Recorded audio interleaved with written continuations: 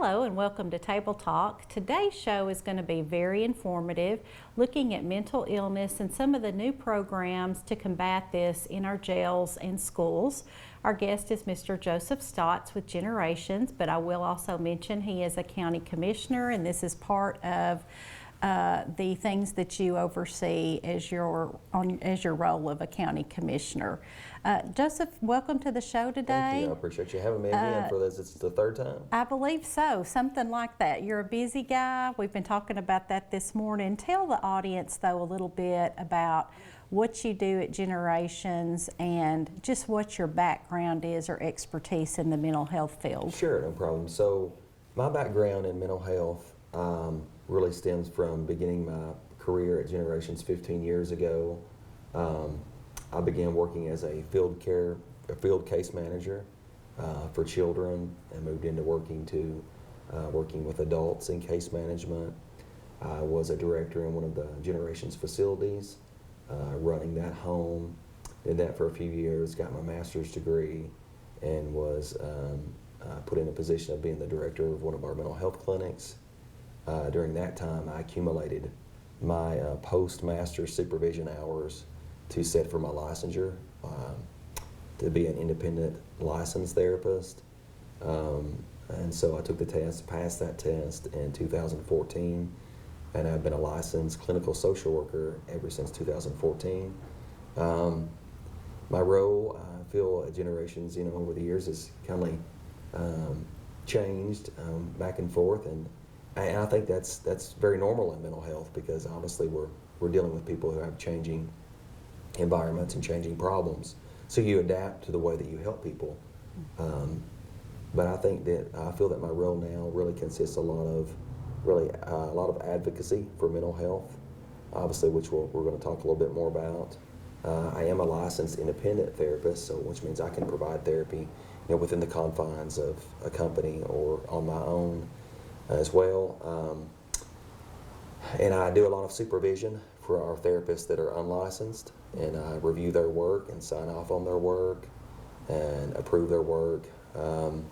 I do a lot of communication with insurance companies in Tennessee that provide payment for our services, about things that we either need to change with our documentation practices, or just questions and concerns they may have about client care.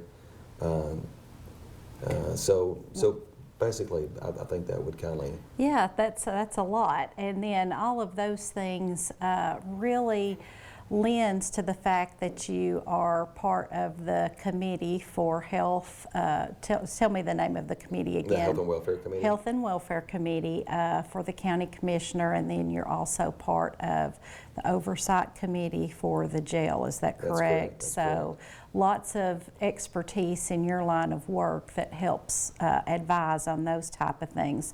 Let's start with some of the statistics as far as people in jail or prison and how that relates to mental health issues. What are some of the statistics that are out there as far as the number of people with mental health issues that are in jail?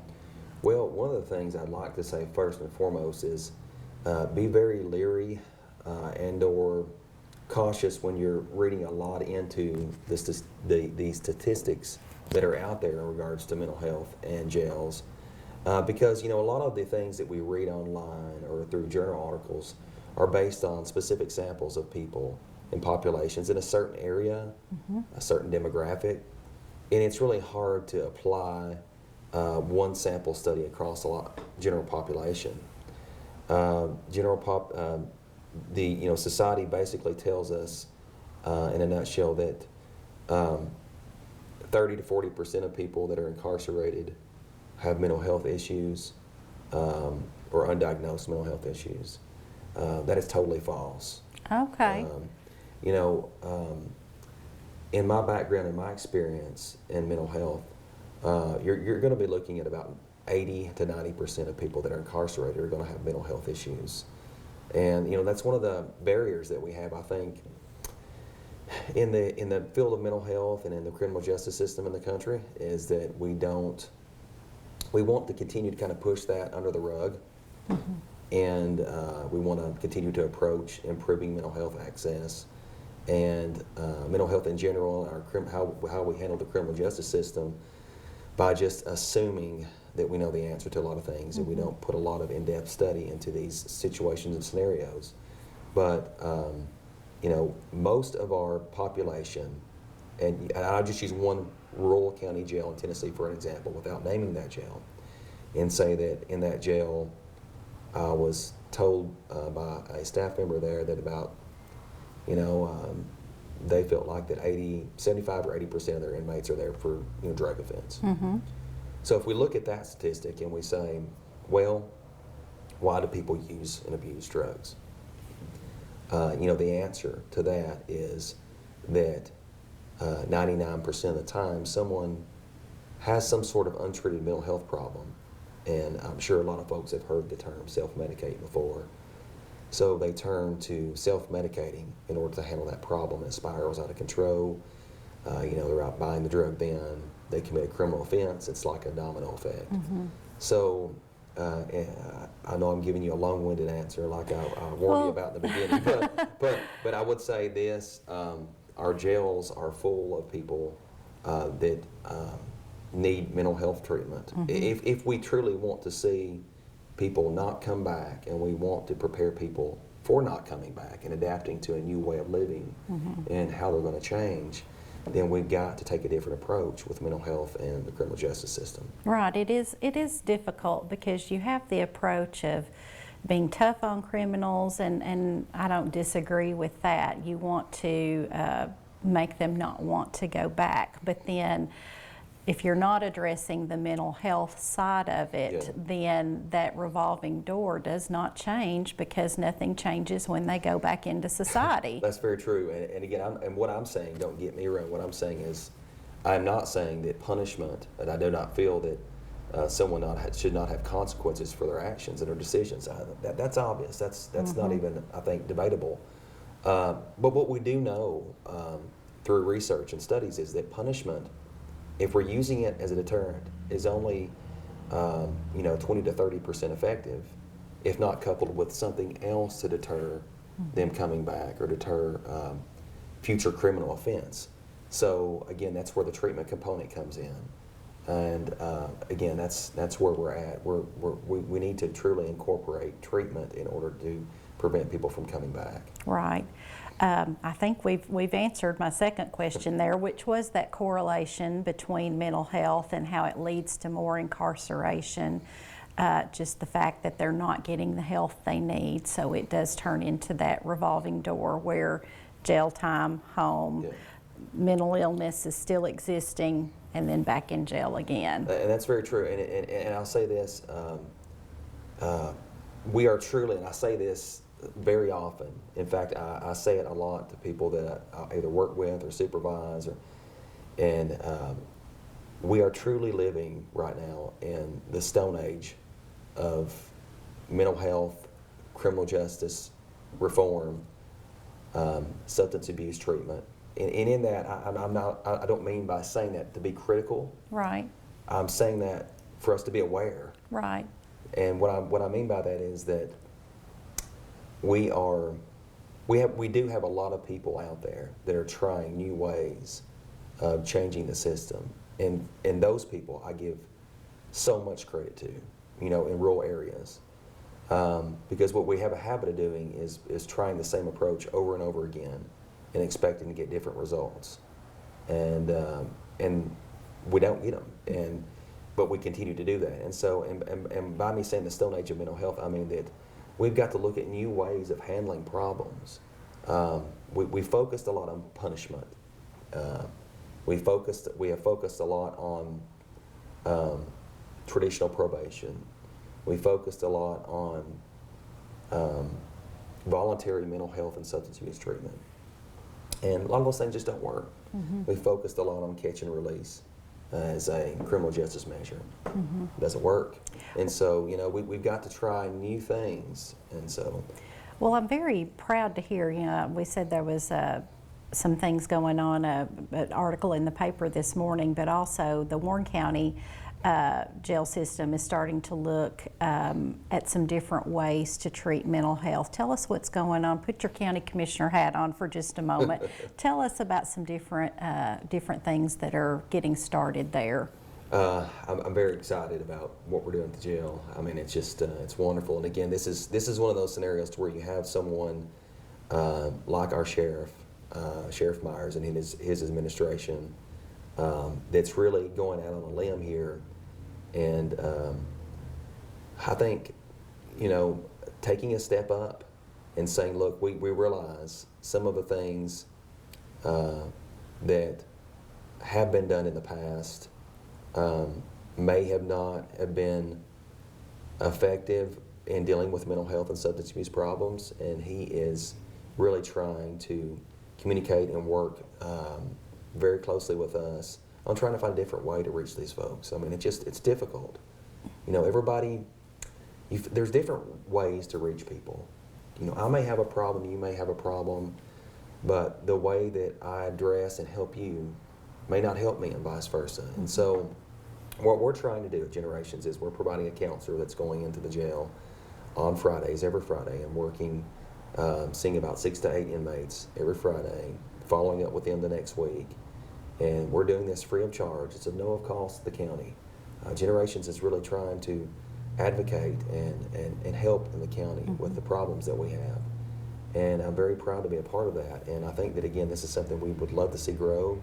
Again, our sheriff has been very supportive of this initiative, and I compliment him again on that. And we really appreciate that. And our county executive, Haley, has been very supportive of this, and I appreciate that as well.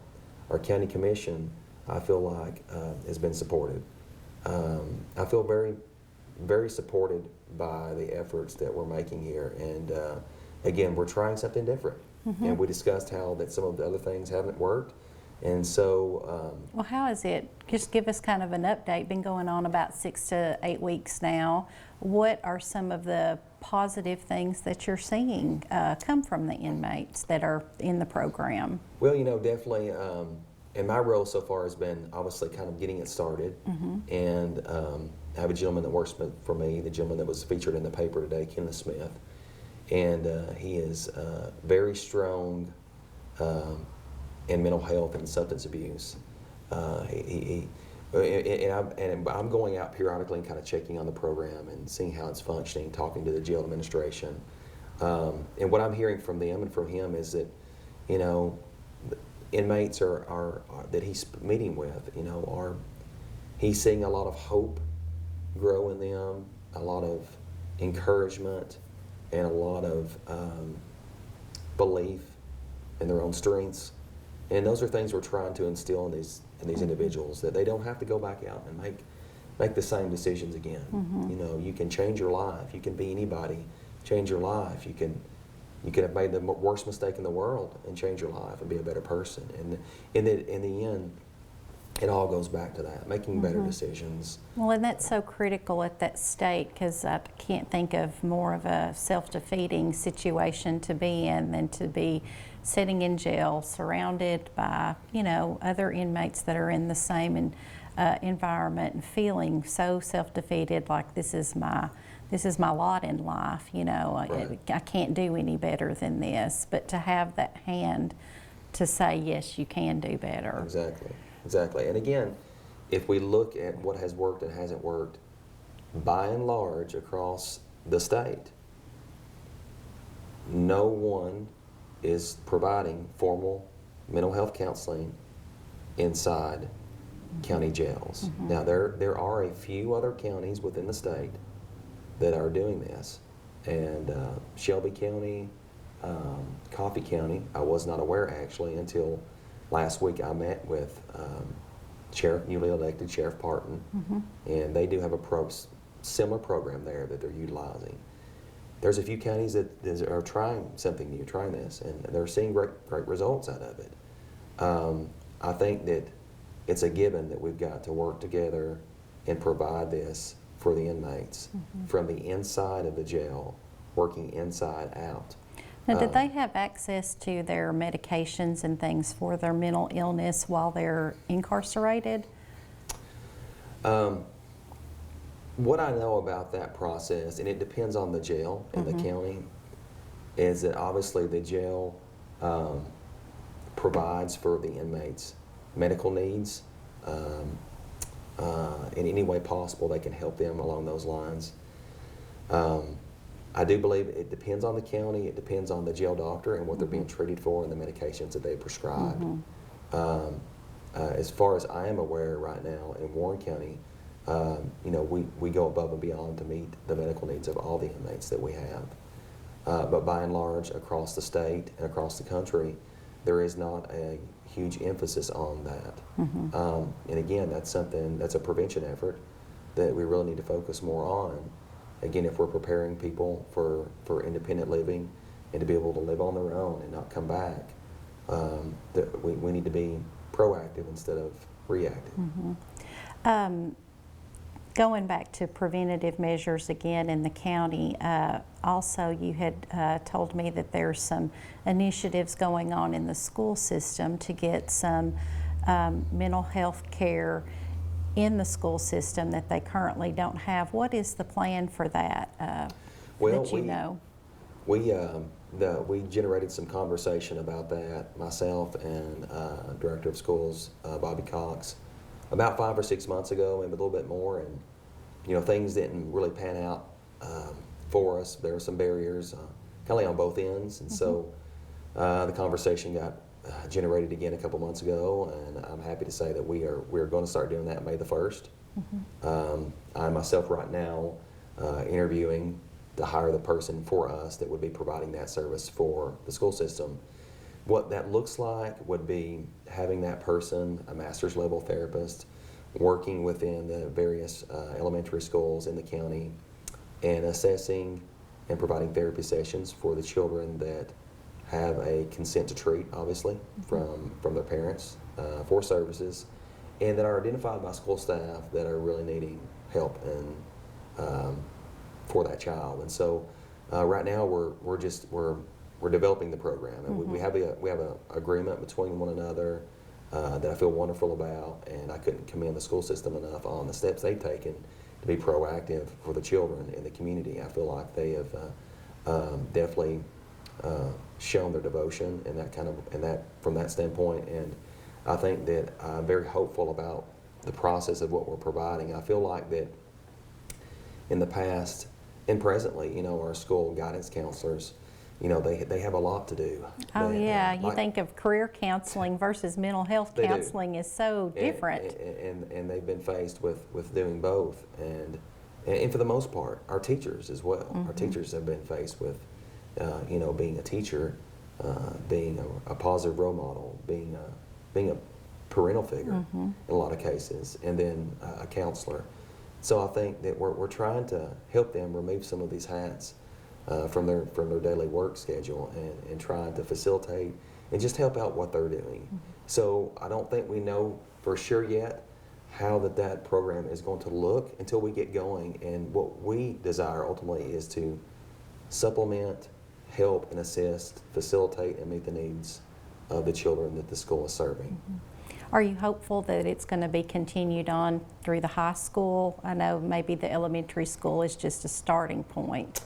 Yeah, right now we're looking at targeting the elementary schools. I do believe that presently at the other locations, the high school in particular, they have, I guess, a little bit more help there right now. Okay.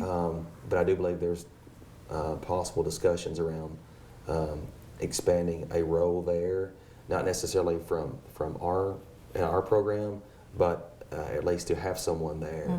With the amount of students they have at the high school, they probably definitely need just one person for the high school, you know. Oh, definitely. So that would be a wonderful thing. And obviously with a lot of the things that we're seeing in society today, I think that would be a very smart move, a very preventative move. Right, right, because I mean, of course, kids of all ages, but especially high school, you see the school shootings, mental illness, teen suicide being such an issue, and bullying, the whole thing. Yeah. It's just overwhelming, I'm sure, to all, involved at the high school. And those problems that you just described, those problems all stem from low self-esteem,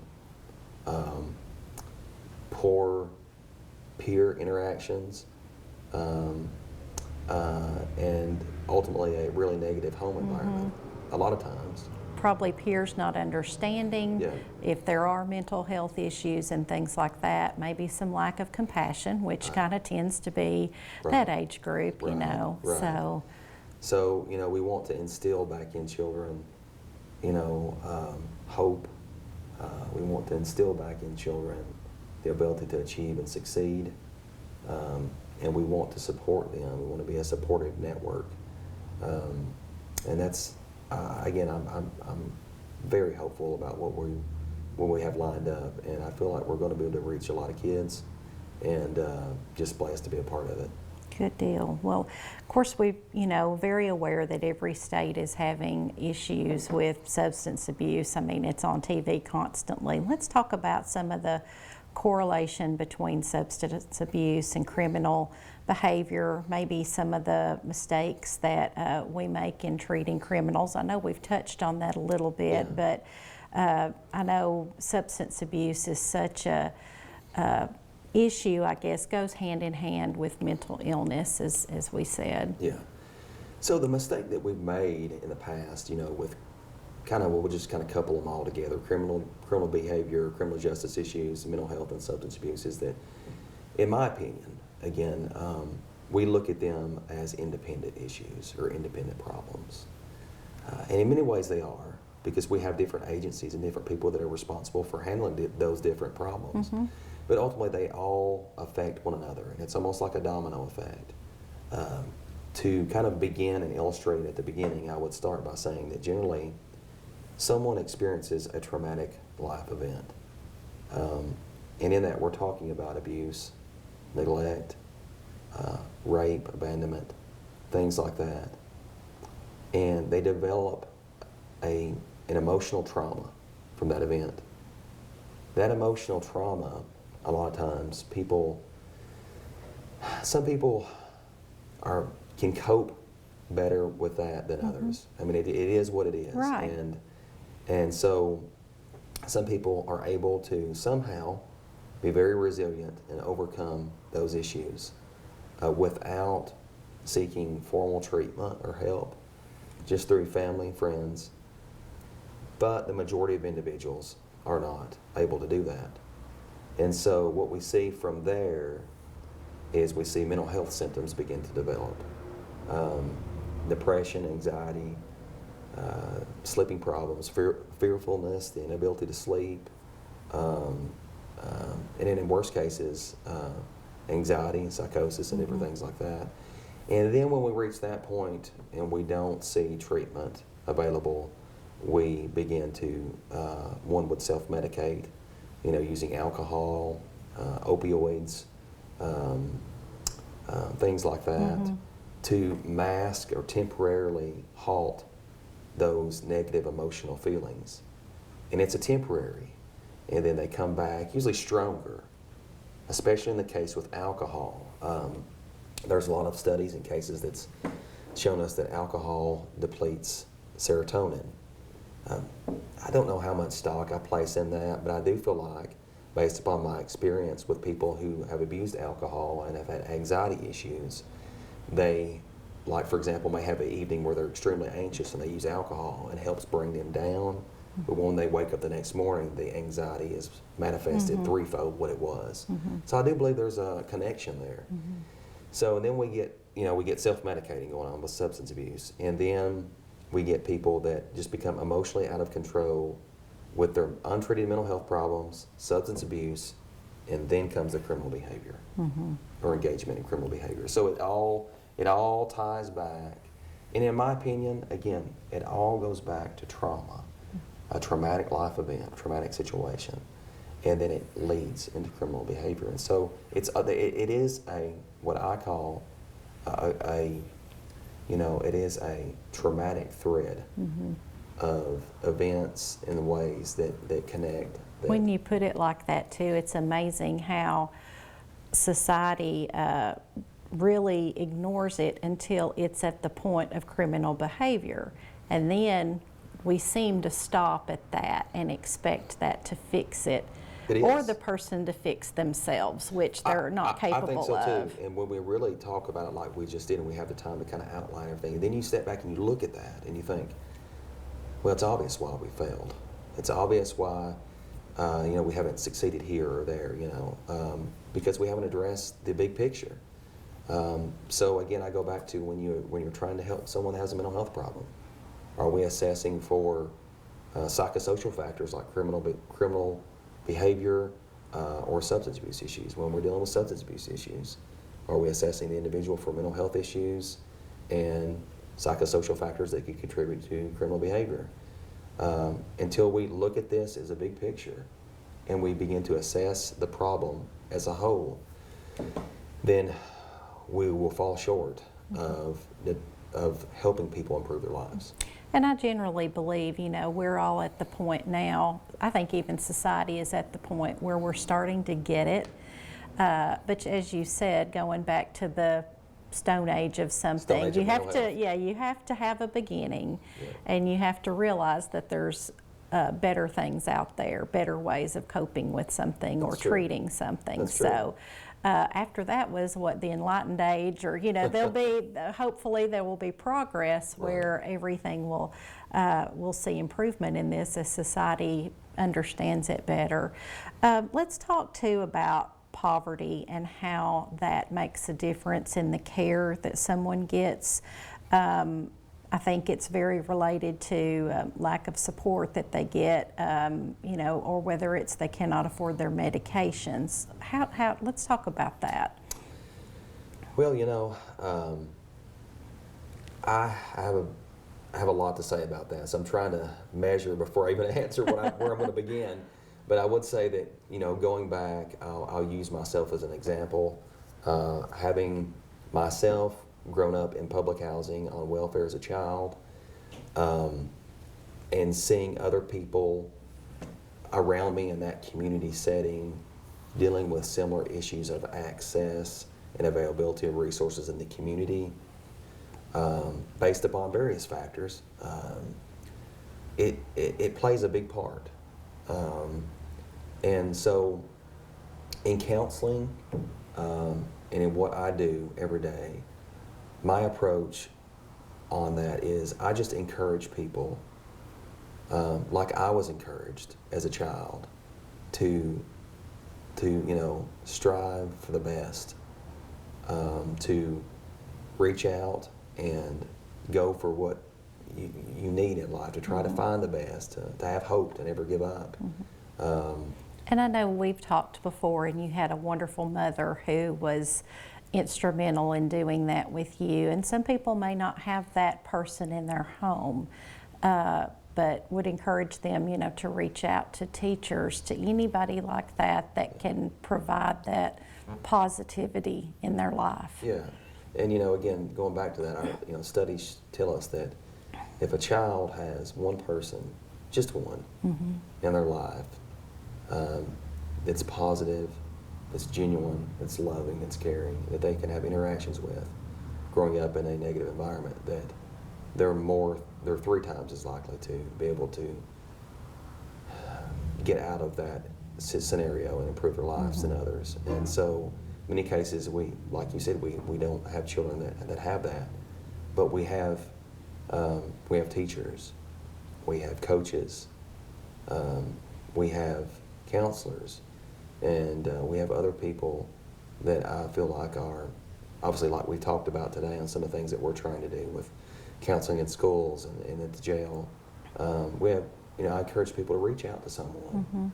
If you're hurting, you feel lost, you feel traumatized, you need someone, reach out to someone, talk to someone. Talking is one of the best keys to handling a lot of emotional trauma, and discussing what you're feeling, and knowing that we all have problems, every one of us. There's not one of us that's perfect, that's infallible. We have daily problems, and so I think in that you see that we're all like one another, and in that I think that that's the best path for people, is finding the best in people. And that's what my goal is finding the best in people through our jail program and our school program, and my work with the county commission is trying to find the best in everyone. And I'm just blessed to be a part of all of it. I'm here and we're talking about all this, but and I am a part of it, but there's a lot of other people that are also a part of it as well, and without them I wouldn't be here talking to you about it. And so again, I'm just getting a lot of support in the community on my efforts, and I feel we're very grateful for that. Well, we are seeing a lot of progress in this, and it's just commendable to generations and the county and all the support, kids of the community. I know there's lots of programs out there that are striving. Hamilton Street, all of those, it takes a village, and we all cannot reach everyone, but if you try to reach out to who you can help, then that'll go a long way. What a great way to end our show, finding the positivity in everybody, whether it's, somebody that we think, oh, there's, not a whole lot going for them. They're still a human, we can interact with those people sometimes. That's right. And it can be challenging, it can be difficult, and it takes us having some patience, a little extra patience sometimes. But at the end of the day, I feel like that we all have something to offer society, every one of us. No matter where you've come from, no matter where you've been, no matter what you've been told that you can't do, I challenge everybody to second guess those things and to step up and see yourself succeed. And that's a lot of times that's all you need. See yourself succeed once, and then that gets the ball rolling, and then you see that you are a much stronger person than you thought you were in the beginning, and that is a huge source of empowerment. Great. Well, thank you so much for everything we've talked about.